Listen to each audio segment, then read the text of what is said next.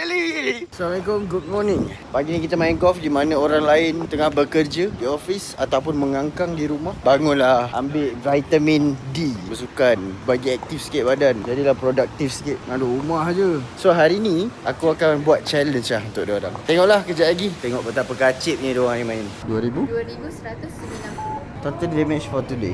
Mari bertee off. Yang pagi yang mulia ini. Sekarang kita dekat hole 1 bersama dengan kroni-kroni kita. Buat hari korang tu produktif sikit. Berjalan, ambil angin, sentuh rumput. Yang tengah bekerja, teruskan bekerja lah. Tapi tu pun tak kena matahari tu. Kau keluar-keluar dah malam. Tak tahulah macam mana aku orang ni. Ambil matahari sekala-sekala. Penting juga tu untuk kesihatan. Hari ni, video kali ni akan ada challenge untuk para golfers kita. Mungkin Pak Long akan buat challenge tu. Aku yang buat. Ya, kata nak buat challenge. So aku bagi kat kau lah. Yang nak tengok challenge apa kita orang buat, boleh tengok video dekat konten Pak Long Kolazo. So aku macam biasa je lah, tunjuk main golf tu semua. Kita nak tee off lah ni. Alah, dia nampak setup ni. As usual, benda yang aku belajar daripada ebook Full Swing Formula. Book ni Full Swing Formula bagi untuk 100 orang je hari ni. Pergi claim ebook free. Okay, so ni ada trend line. Always follow the trend line. Jarang lah lawan trend line.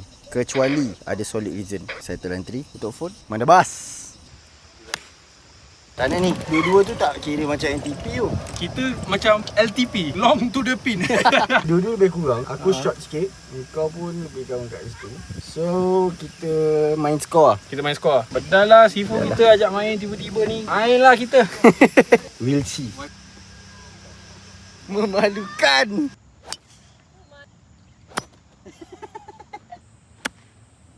This is par 5, 3 on, 10 birdie. At least safe par pun dah okay. Birdie bonus. Birdie of the day! Finally! Bersuasana suasana.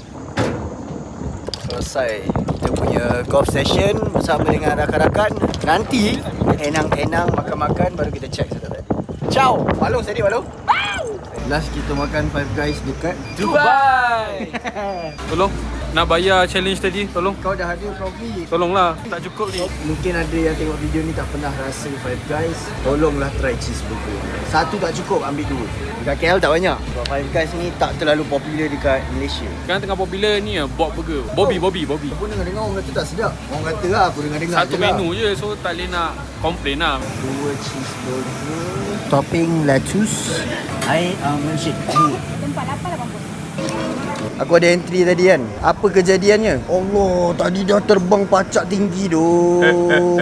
Sepanjang kita orang main tadi 400 speed tapi tak collect. Still in profit lah, bersyukur lah $800 sama nak bagi kan. Betul lah.